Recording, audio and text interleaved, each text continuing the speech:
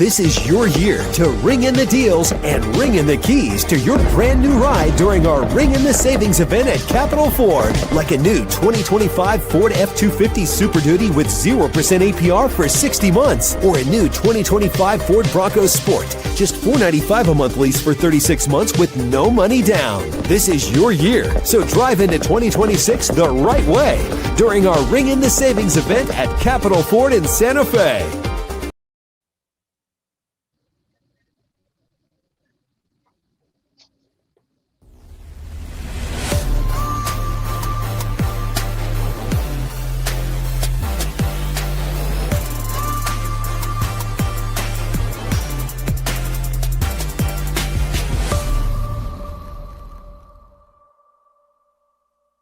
This is your year to ring in the deals and ring in the keys to your brand new ride during our Ring in the Savings event at Capital Ford. Like a new 2025 Ford F-250 Super Duty with 0% APR for 60 months. Or a new 2025 Ford Bronco Sport. Just $495 a month lease for 36 months with no money down. This is your year, so drive into 2026 the right way during our Ring in the Savings event at Capital Ford in Santa Fe.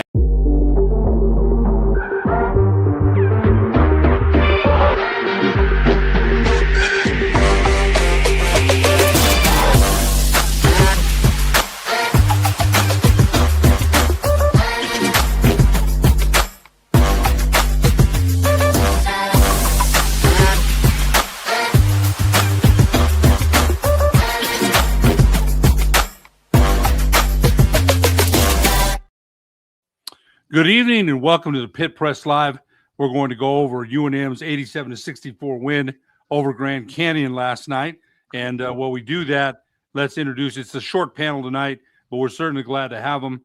Phillip McDonald played for UNM through 2008 through 2012, averaged 8.6 points and 3 rebounds a game. He had the call last night in the pit with Jeff Symbieta as his color guy, and it was Phil's debut in doing that.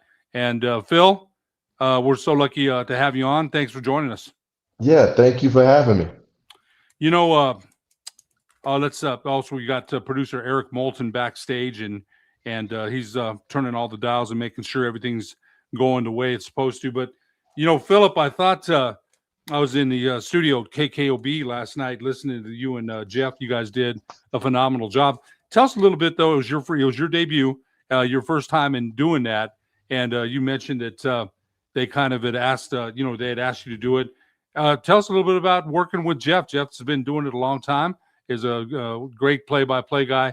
Tell us about your experience when you're in the pit. You know, you played in the pit for 4 years and had a wonderful career with UNM, and you were there with, at its height when Lobo Mania was crazy. But tell us, as a broadcaster, as a color analyst, what was that experience like? Man, I'm not gonna lie, it was tremendous. I enjoyed myself with Jeff. Jeff is a very highly experienced commentator. I can tell he's been doing it for a while, and he kind of assisted me and made me feel comfortable of just calling the game. You know, I know basketball really well, and to articulate it from that stance, you know, it's a little bit different from what I'm used to. You know, I was a player. I was a player at UNM. I'm used to being on the floor, but as soon as I sat down, I'm like, man, I got the jitters again. I'm ready to play basketball. So it was fun. I enjoyed it. I enjoyed everything about college basketball, and I won't hesitate to do it again. But Lobos looked phenomenal yesterday, and I was very pleased on their performance. You know, before the game, it was thought that Grand Canyon's two big men, Demerol and Asano Osuonane, would have a big impact on the game. A little bit physical. Tomislav Buljan got in foul trouble. He got in foul trouble early, but JT Rock came in and 13 points, 3 rebounds, 4 block shots. He came in and gave New Mexico a real shot in the arm off of the bench. Talk a little bit about what your feelings are. You know, you got Dayton Albury with 11. Antonio Chol, a slow start, 9 points, a balance point. Jake Hall with 22. Luke Hopp with 11. To Javis Miller, not a big game. He had 2, and he's been a key player for them off of the bench. Uriah Tenet, Yep. 14. My son wrote a great article recapping the game, and he mentioned that Grand Canyon was going to be in that drop coverage, and that mid-range shot was going to be there, and it was. And Uriah Tenet and Jake Hall converted on a lot of mid-range shots, and sometimes analytics these days, Phil, tell you not to shoot that. They did a great job of that. Tell us a little bit about what you saw, because it was a close game, and then UNM breaks it open. Yeah, from my perspective, I mean, JT Rock played unbelievable. I was very pleased on how well he defended their bigs. GCU struggled scoring over the top of him. They couldn't score. They couldn't dominate. They couldn't be comfortable. He made it really tough for them to be dominant. And then for those bigs to struggle like that, it makes the game much more complicated, right? You're unable to finish around the rim. You're unable to rebound like you want to. And I felt like he did a tremendous job last night. And he was a huge X factor of why GCU's size did not bother us. Now, Chol, on the other end, he did a phenomenal job as far as rebounding, right? He got to a slow start, was able to pick up his game towards the end of the game, but he did a tremendous job as well, because ultimately everybody was just knocking down shots, right? Jake Hall, another one that has a tremendous game. Having drop coverage on a shooter like that, especially off of a pick and roll situation, all they're going to do is just kind of knock it down. If they're making shots, you can't beat that. I mean, you're literally going to have to change up your defense philosophy, and I feel like GCU didn't change. They were more on the stubborn side of things, and we just kept taking what the defense gave us, and that was what? The mid-range game. J. Cole also kind of reminded me last night of Carmelo Anthony. Carmelo Anthony was a great mid-range guy, and J. Cole was doing spin moves, step backs. I'm like, man, he looked very comfortable making those mid-range shots, and I was really, really impressed on his offensive game and offensive skill. And Aubrey, he's another guy that's downhill. He's a guy that plays with pace. He's a guy that doesn't like to think the game through. He's a guy that likes to say, hey, give me the ball and I'm going to go. Boom. And the way that this roster is constructed, it's constructed beautifully. Not too many teams across the country that has a good amount of guys where you got shooters. You also have a big man. And you also have Bouillon now, even though he didn't have a great game. But Bouillon is also a physical bruiser down low, where you need that. Everybody needs a bruiser, right? It's like a security guard. Everybody wants a security guard. That's Bouillon's job.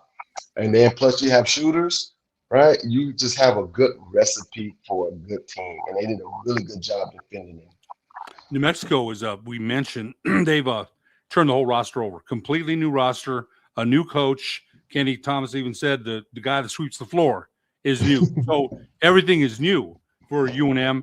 And I think one of the things you mentioned, Coach Olin has, I think, the ability to make changes, adjustments. He did it last week against Colorado State when he told his guys, stick close to their three-point shooters. They came in shooting a lot of threes. We'll give up the back doors, but we're not giving up threes. And Colorado State, the game plan worked. He says last night, shoot the mid-range, and they haven't shot a lot of mid-range. The analytics say these days, Phil, everybody back in the day had mid-range games. The analytics now say, the two-point shot isn't what he wants, right? But I think, that's the game plan. They carried it out. They executed it. I think the other thing that, Kenny and I were talking about last night, the way they move the basketball, the way they have a good shot, they make it a great shot with one more ball reversal, one more pass.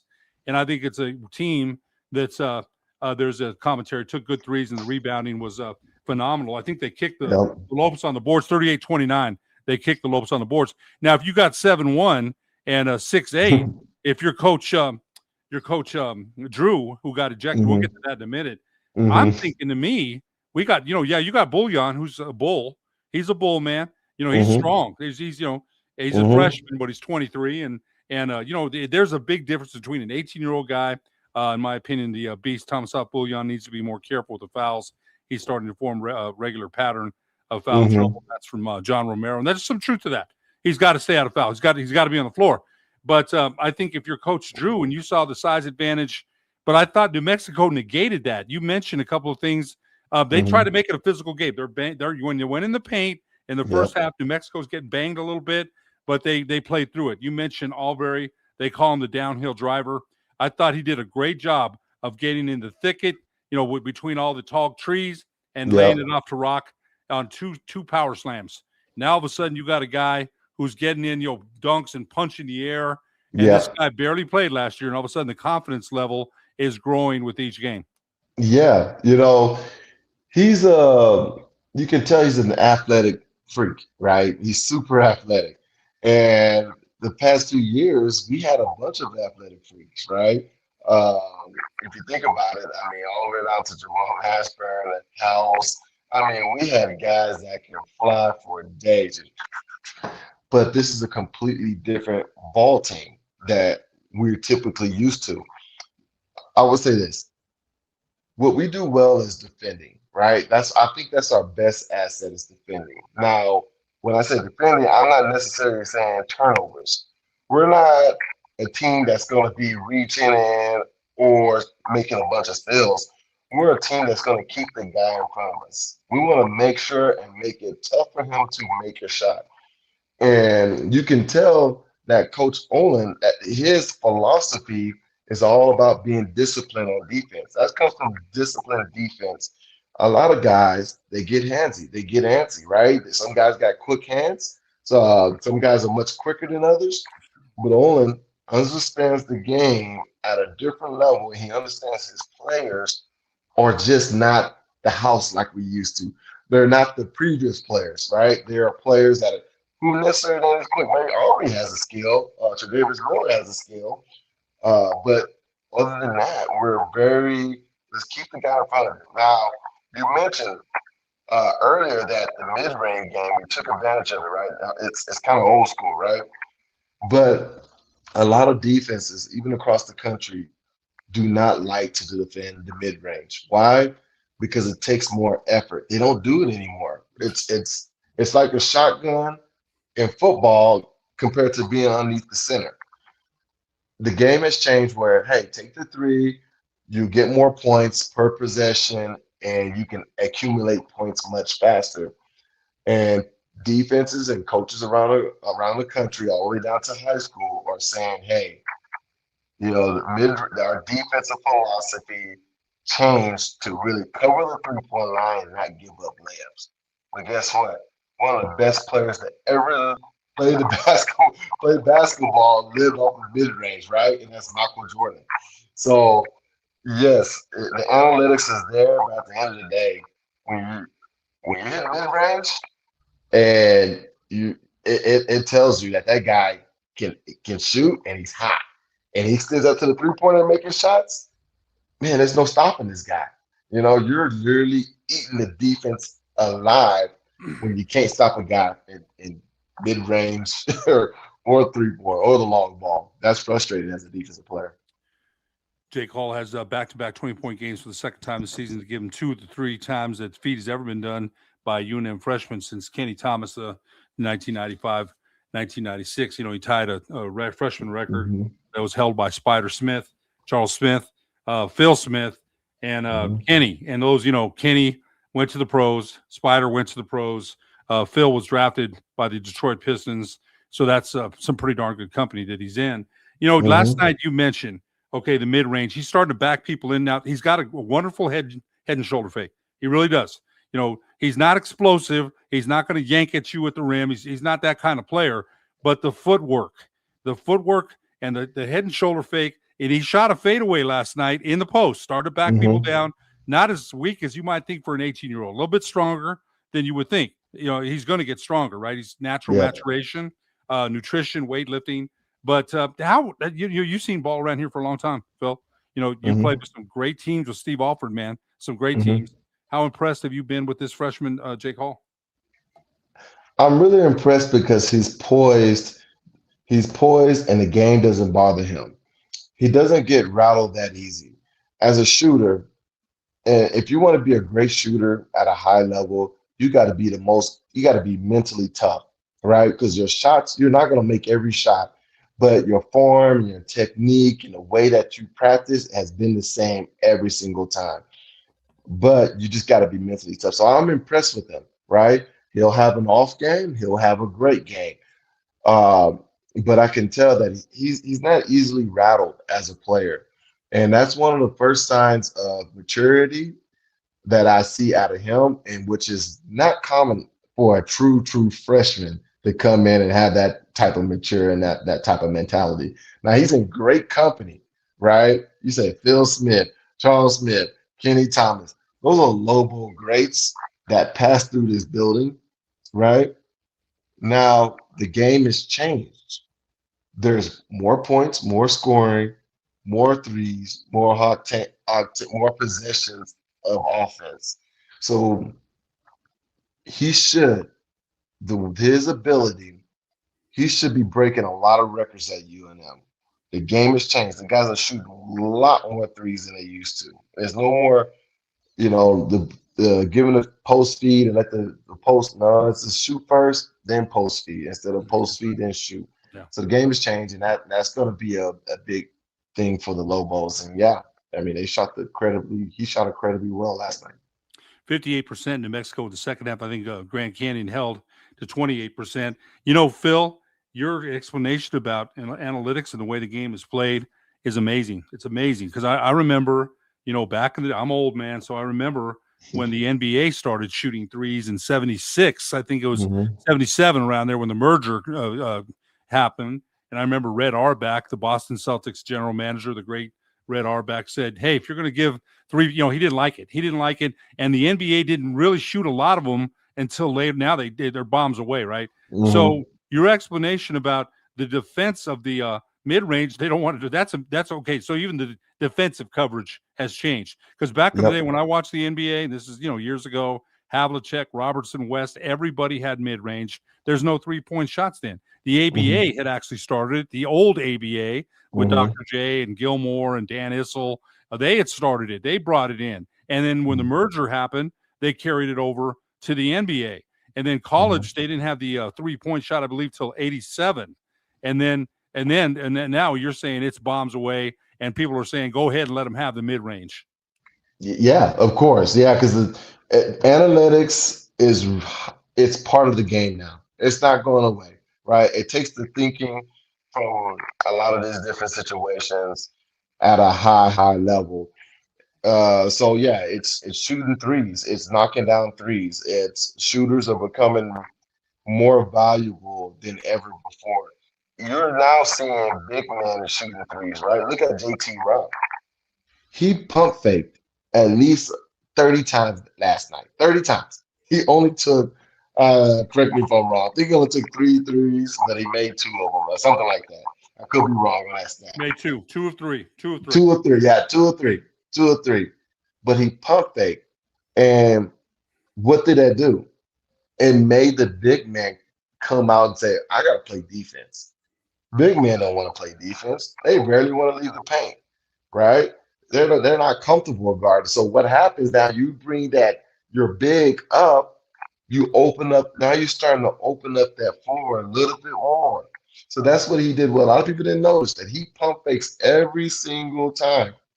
It's to draw the defender up, so he can say, hey, you're not going to just sit back on me, or you're not going to just sit back in the paint and defend. I'm going to make you play defense all the way up. So that was a great thing by him. But yeah, analytics, man, it's here. It's here to stay. It's going to evolve. It's going to evolve incredibly.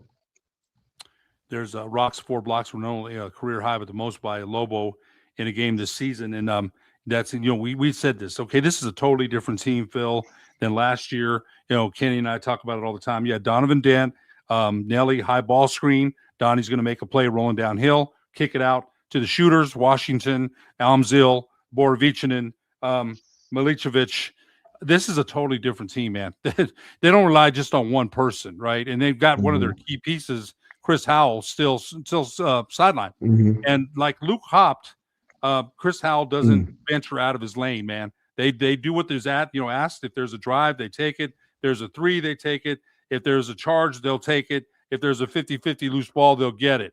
Yeah. So they're doing this without. So this is a totally different team, totally different coaching philosophy. Explain what you've seen and what you think so far. Eric Olin off to one of the best starts in Lobo history, man. Norm Ellenberger. I think Coach Alford. I don't even know if Coach Alford got off to that great of a start. But he's off to one of the best starts as a Lobo head coach in years, and joined by some pretty darn good company. What's your opinion been about Coach Olin? Highly. He's really smart, right? He loves the game. You can tell because the way that he processes the game is with intention. So what I'm impressed with is the roster construction, right? How you were able to get all new guys. He knew exactly what he was looking for, and that's the key. You got to know exactly what you want and what you're looking for. Okay? He needs a big man. He needs shooters. He needs a physical presence in the paint. He needs somebody that's fast and quick who can play defense, right? And when you mash all that together, it's a recipe for something great that can greatly happen, right?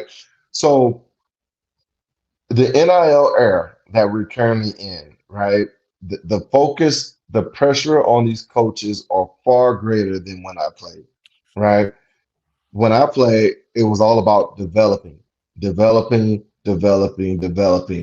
Now it's about, okay, I need a guy that can rebound and rebound 7+ a game, right? Boom, here goes the statistics. Like you can literally type it in the computer and tell you exactly what you're looking for. And that's what Coach Olin is doing incredible.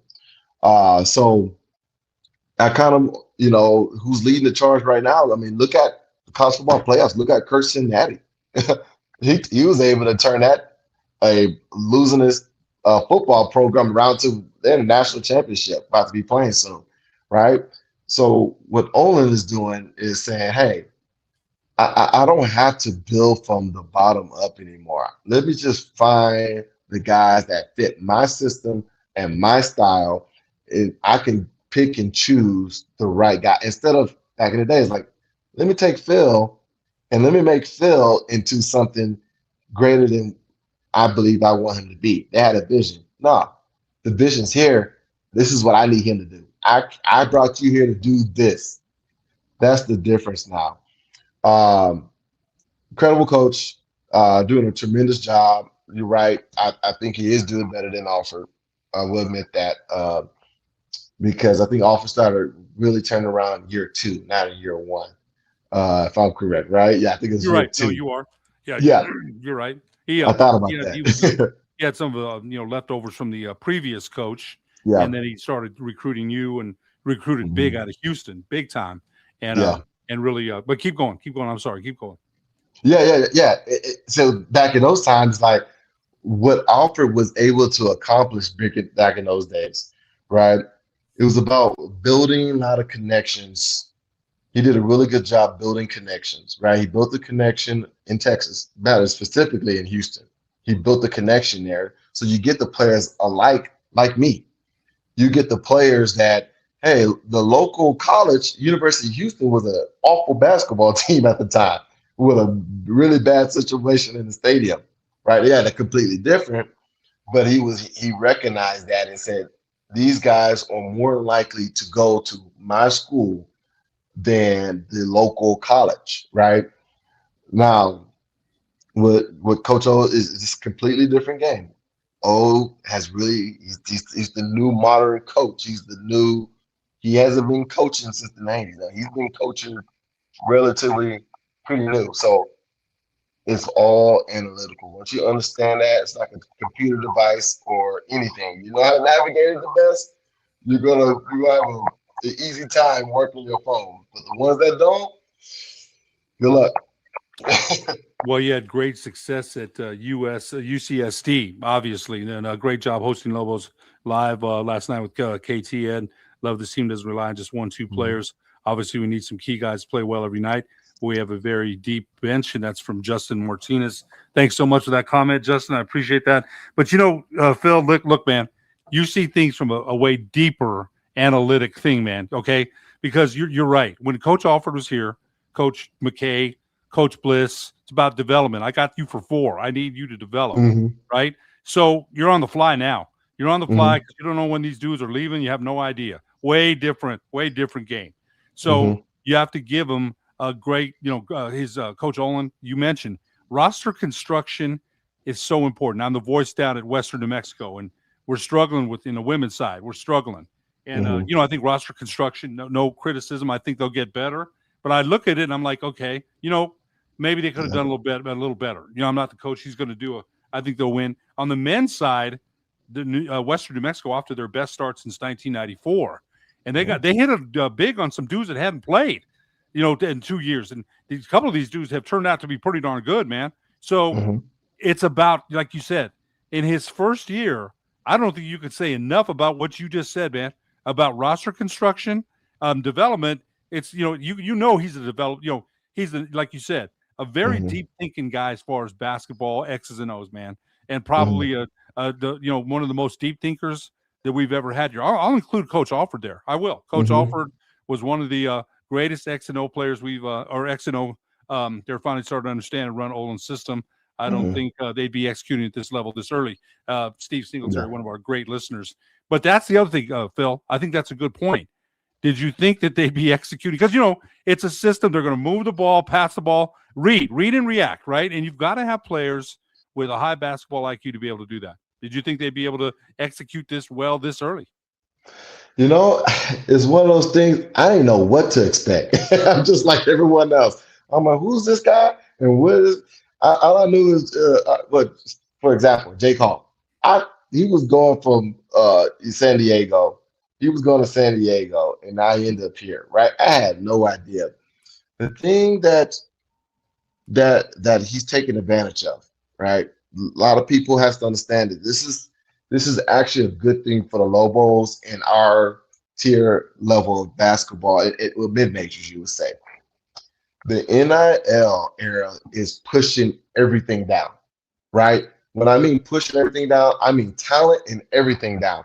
No longer you're going to have a guy that's sitting on top of the chart and said, I want this guy. Well, guess what? That guy ain't gonna wait. He wants to play now. So what you got to do now is ratings and all the recruiting sites and all that stuff that's going on now. You beat the system by your eye. You really beat the system by looking at the players. And a lot of guys are not doing that anymore. They're trying to beat the system by just saying, this is what I need right now. I'm struggling. I have a struggling team. You're trying to replace. What he's doing is that he found Jake guy. He looked Jake Hall, and he looked at his form. He looked at his setup, and he looked how quick his release was. That's a tall tale that's saying, hey, that's going to be a high level shooter. He might have some rough games every now and then, but he's going to make a lot of shots. That's what you got to do. And then you can look at Bouillon, right? Bouillon is another physical guy. You can look at his stats and, man, he cannot shoot the ball. Yada, yada, yada. But then when you look at him, you're like, this guy's a brute. This guy sets the tone. This guy does all the intangible things that you don't see on the court. So that's what I'm saying. It pushed everything down. All the guys that diamonds and all that stuff, that stays up there. But all the guys that are right below them, they get ignored. And so that's why the programs like New Mexico should be taking advantage of that moment. The NIL era is very interesting because it's really pushing the talent down, which is a good thing for us. But we can't be looked at as a paycheck. You got to get these guys to buy in. And then right now, the guys that I know their mannerism. I see them come off the bench. They're a well group of guys that you would say, these guys kind of resemble somebody from Albert. Like they resemble good kids. And that's one thing I'm very proud of with the Lobos right now. Okay, very interesting point there too. Okay, very interesting. I've watched Mm-hmm. Lobo ball since 1970. And so Paul Weir, right? I'll go to Paul Weir. Paul Weir had some athletes, Hendricks, Manigos, Vegas Vance. But there was a volatile group, man, combustible, it kind of fell apart on him. Antono Jackson was a heck of a player. People forget about Antono Jackson. He's a good player.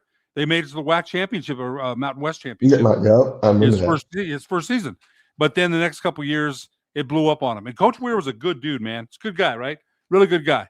But you're right. In the interim athletic director Western always tells me that, because I asked him one time, I said, hey, why is it hard to win here? Because the Lone Star Conference is a beast. It is. Yeah. And then he says, hey, we just haven't got that right combination of athletes. What you're saying is very important, Phil. All the things you said about NIL, man, is is very interesting to me. The top being pushed down. New Mexico and a guy like Coach Olin, that dude is one of the, as far as the strategy, as far as what he wants, what he knows, the analytics, that guy, man, is a deep diver into things, right? So he's going to get, and then his assistants are there to assist him. But when you have a mind like that, and he's laid back, we've said that, right? He's kind of a California guy, doesn't get too excited. He's kind of an introvert. I saw that. I have to tell you this: when he came here and they hired him at the press conference, they put the blazer on him and got 200, 200, I don't know, 1,500 people. Maybe not that many. But at UCSD, he's not used to that, right? So he's probably thinking, man, who in the heck, everyone's a Lobo. They got the red blazer on, and nobody rocked the blazer like Coach Alford, right? Nobody, man. Coach Alford rocked that blazer. And but he doesn't have that big ego. When Steve was here, he was a gold medal winner, had played for his dad, played for Bob Knight, played the pros. That dude had a major ego. He did, but he won. He won, man. You still 30-5 seasons in 2010. Yeah. They don't grow on. Who's won 30 cents or before? Nobody. And I thought he did a great job here. There's but you look at him and they're two polar opposites, man. They couldn't be more opposite, right? But Olin, the basketball mind and the analytics, you just mentioned, Phil, what you just said, man. I hope everybody listened. Diamonds being pushed down, right? So you've got to be. You're right. People, those kids these days, they, Kenny and I talk about it all the time. It's like, what would you have made in NIL today? And so it's amazing what you said. You got a deep dive on that. I hope everybody pays attention, because I think Coach Olin, and they've got a challenge. We'll get to that in just a second. I just saw San Diego State defeat Wyoming 74-57, and they're gonna, that's gonna be at Viejas Arena on Saturday in New Mexico and San Diego State, a rivalry that goes back a long, long way, man. And I'm looking forward to that. But let's go get back to Grand Canyon, the game real quick. We got on a team. Phil, thanks again for that explanation, because that's some deep stuff, man. Because you're right, man. The NIL has changed everything. Analytics, as far as mid-range, the way the game's played now, even when you played, even when the game marked the first time all season, UNM never trailed. They never trailed in the game. Grand Canyon in the second half, New Mexico really took it to them. Uriah Tenet, a buzzer beater at the end of the half. They were New Mexico 18 of 24 at the line. They shot 58% from the field in the second half. Grand Canyon, they held them to 26.3. But there's a point in the game where Bryce Drew, the Grand Canyon coach, gets two T's. And, he was pretty upset about. But after that, UNM just – sometimes coaches, that. Coach Alford would, he get teased. All coaches, sometimes they do it to fire up their team. Pitt was rocking last night, challenged the Lobo Nation. We need sellouts. This team deserves it. That's another thing. We'll get to that in a minute. Yeah. But, Coach Drew, he said, blow your whistle. I saw that. Blow your whistle.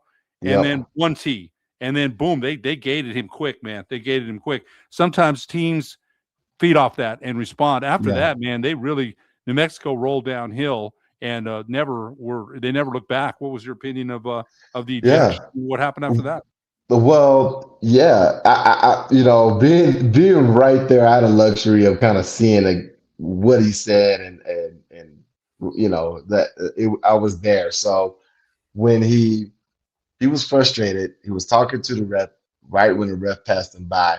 He kind of followed him in there, blow your whistle, right? And at first, I was thinking that Dayton Aubrey say anything because he's in his direction. But then I realized, oh, the ref is right behind Dayton Aubrey. So at first I was thinking, man, this coach is kind of crazy. But then I realized really quick. So a few things. This is my thoughts on that one. Coach Drew, he was extremely frustrated with the officiating yesterday, right? But also, Bouillon was in foul trouble, right? Bouillon had damn near 4 fouls really quick. Yeah. So it was blown very similar. I would say it would go both ways, right? So I thought it was fair from the referee standpoint for sure. But my other point is when you're firing up your team, you want your team to win. And I think he did it because he felt it. He felt it slipping away. As a coach, when you feel it slipping away and you feel it, like this game was an important game for them. This would have been a big time win, a resume builder at a good home and at a good New Mexico Lobo pit. It was slipping away from him, and he just simply got frustrated and kind of blew a lid. And after that, it was over. So uh, I've been there as a coach, you know. Yeah, I've been there as a coach. It's frustrating, but man, sometimes you just got to keep your level head and try to coach your team the best way you know how. He really got upset. Yeah, and then a couple of people, the Journal asked for an explanation from the officiating crew, but that's a judgment call. There's no call that needed to be reviewed. That's a judgment call. But I got Yeah, to tell you, knowing some people that we had that coached or that officiated in the Mountain West, they're graded on every single call they make. After the yeah, game, they're waiting for you up in the locker room, man. They're waiting for you, and they get paid pretty darn good money, and to make mhm, to make any college league. And so they'll, that official, if he made a mistake there, he'll definitely have to answer for it. But I thought that after that, you know what, it was a totally New Mexico overwhelmed 87-64. And I think Grand Canyon. There's some great highlights from our producer yeah, Eric Moulton. That it was going to be closer. I think people thought that because Boise State had closed down the middle against New Mexico, and Grand Canyon had 6-8 and 7-1. But New yeah, Mexico again found a way of hitting those mid range, and then Albury, the great pass there to JT Rock, and I got to tell you, man, when I see him, punch in the air, I got to love it, man. I mean, the guy is telling yep, people, I'm physical, I'm here. I think there's a couple of times in the paint defensively that maybe he doesn't play on his toes the way maybe he should, but I think yeah. he's learning that because Kenny and I talk about that all the time. Kenny thinks sometimes that they don't pass him the ball enough when he's posted up. Of Kenny though. course. Kenny played there. I said that to Kenny. I said it took how long did it take you to dominate that paint where you felt comfortable, where when you had your man posted, give me the ball. And it's funny because you said post second and pass and shoot the three first. Kenny was a Yeah. willing passer out of that post, man. Kevin Henry got a lot of open threes because of Kenny back in the day. I, yeah, yeah. I'm not surprised about Kenny's comment because Kenny, back in those days, they fed the big man.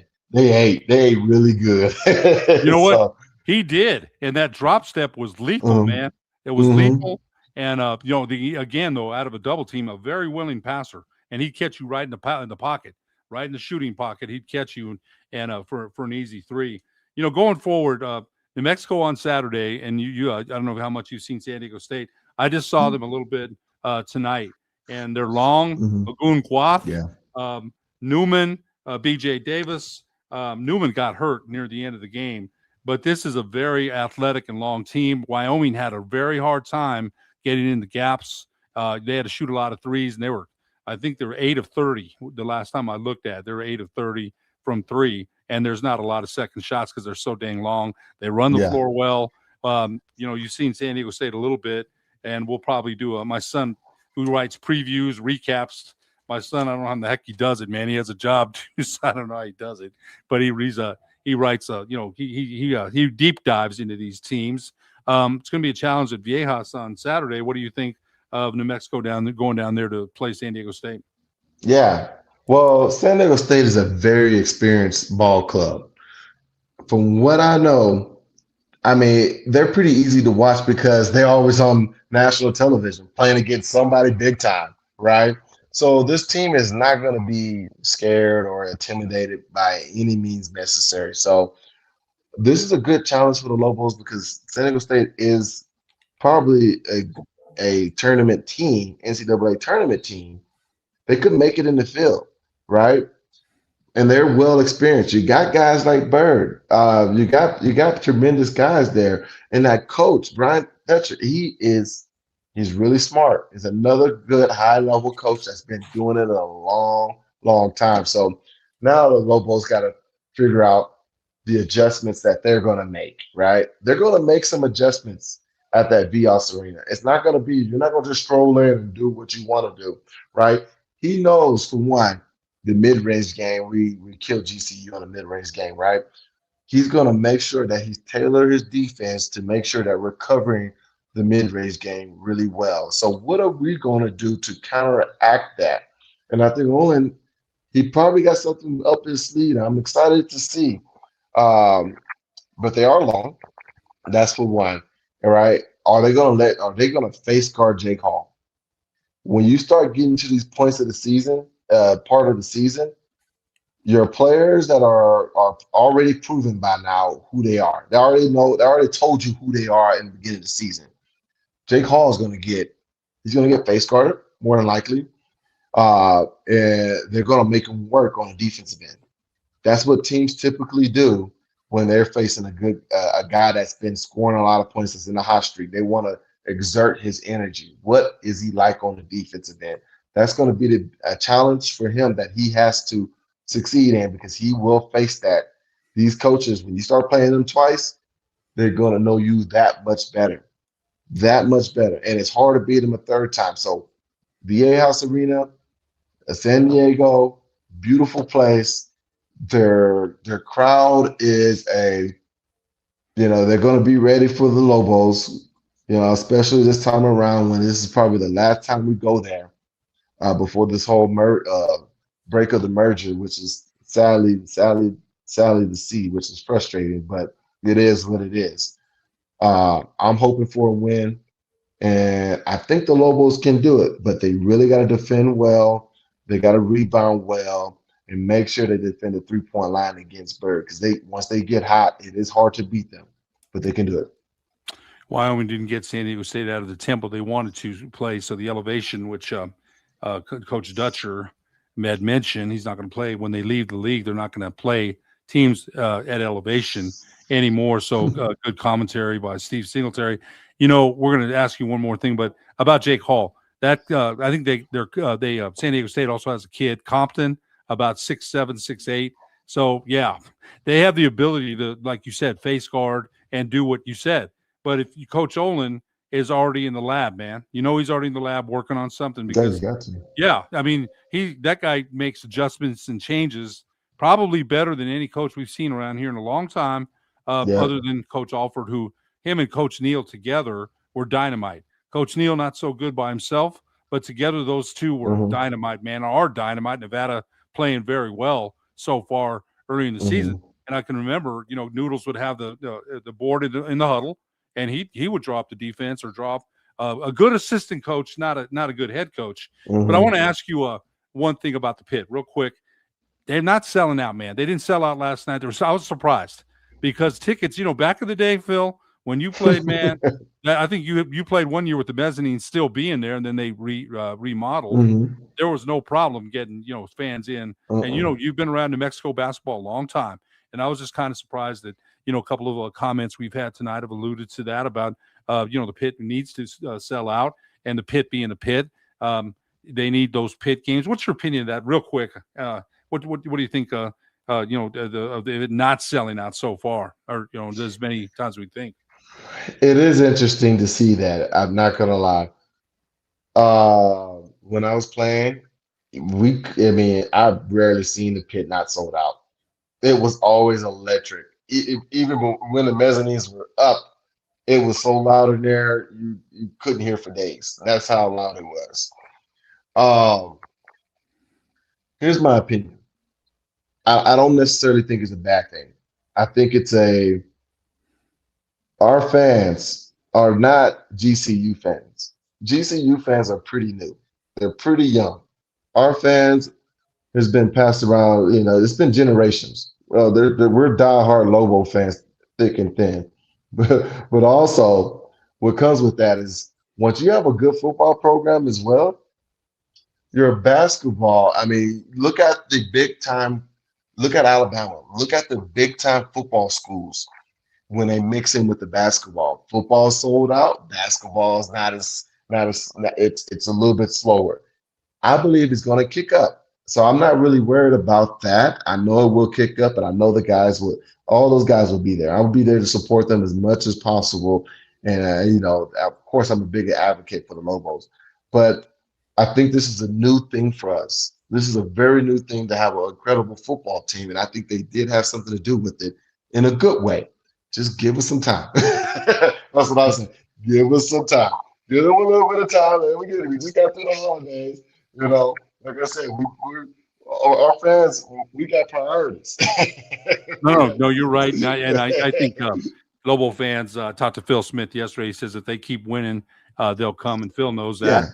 Phil, when he played here, it was right after Lobo Gate, and they still sold them out, man. They still did. Even after Lobo Gate, and, the program was down for a while. And when Phil was here, they still sold them out, man. Phillip McDonald scored 1,146 career points and made 207 threes in his career as a Lobo back in the day. And Phil McDonald, former UNM basketball player, can't thank you enough for joining us tonight, man. What a great discussion about NIL and the Lobos. So we hope you can join us again sometime. It's always a pleasure to have you on. Yeah, I appreciate it, man. Love the conversation. Yeah, anytime, Phil. For producer Eric Moulton, don't forget, subscribe to our channel. Follow us on Twitter, YouTube, and X. For producer Eric Moulton, I'm Ed Nunez. Thanks for joining us on the Pit Press Live.